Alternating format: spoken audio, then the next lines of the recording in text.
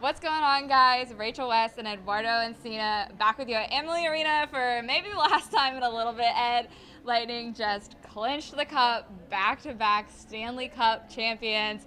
We all saw the celebration. They're excited about it. The city of Tampa is excited about it. How special was it for them to get it done at home here tonight? You know, maybe we need to give Mayor Jane some props here. Maybe she was right this whole time, and it was better that they clinch on home ice. Maybe. So, you know, she took a little bit of slack for that, but it was undeniable that the Tampa Bay Lightning, that it was special to them to be able to do this here.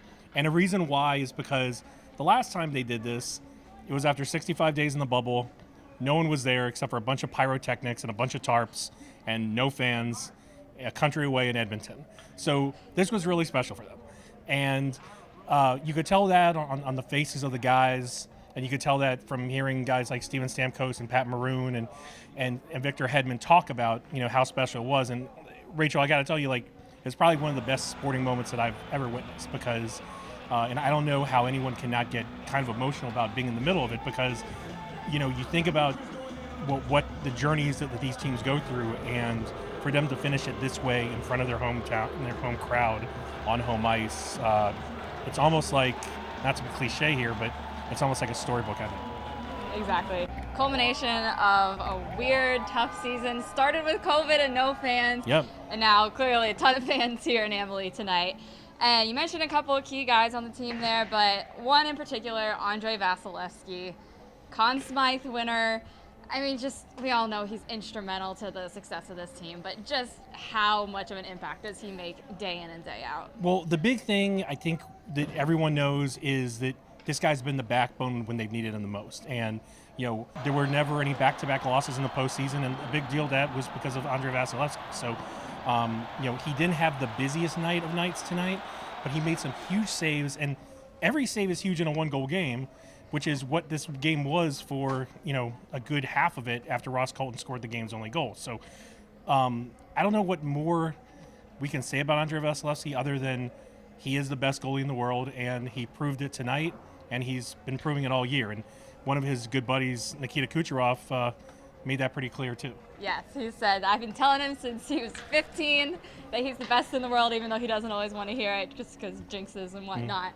But yeah, let's talk about Cooch, and more specifically, let's talk about Party Cooch. Party Cooch. He came out tonight, and I think that's something that everyone enjoys. So you never know what you're going to get with these. We saw it last year when they won. You know, the guys are partying. They've had some drinks in them when they get to the media room.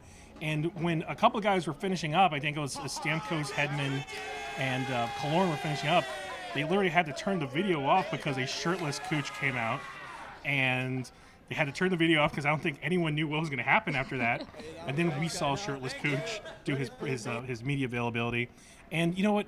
I love Party Cooch because he just says what's on his mind, and Absolutely. He was very colorful with his language in terms of, you know, how much, you know, he thinks Andrei Vasilevskiy is the best goalie in the world, that he was robbed of the Vezina. Even though he's getting robbed every year by NHL not getting the Vezina, he's still humble. He still works hard, and you know, if he would play in a different market, he would take this Vezina year after year. He also mentioned about how the Montreal Canadiens made a big deal out of winning one game, that it was like their Stanley Cup when they won one game in Game 4. I didn't want to go back to Montreal, but the fans in Montreal, come on.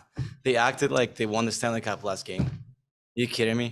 We need to keep Party Cooch around, and maybe he can stay around, you know, for a few days until we wait for this boat parade to start in a few days. But yeah, Party Cooch is a great Cooch.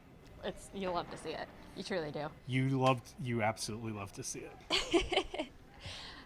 Well, we'll be seeing a lot more of Party Cooch and party versions of everybody else on the team. Party versions of everyone else. Yeah, leading up to the boat parade the next couple of days here. Make sure you guys are keeping up with all of our coverage in the meanwhile. Make sure you're checking out our Twitters at Sports by Tampa Bay Times, as well as Eduardo Encina.